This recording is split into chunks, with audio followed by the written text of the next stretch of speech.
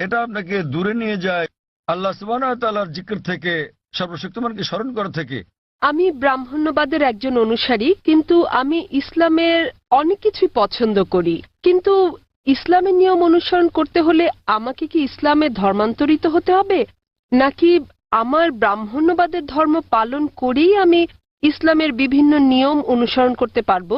Sir, আমি আপনার অনেক বক্তৃতাই দেখেছি, যেমন ইসলাম ও হিন্দু ধর্মের মধ্যে সাদৃশ্য এবং আরো অনেকগুলো। আপনার বক্তৃতা আমি খুবই পছন্দ করি।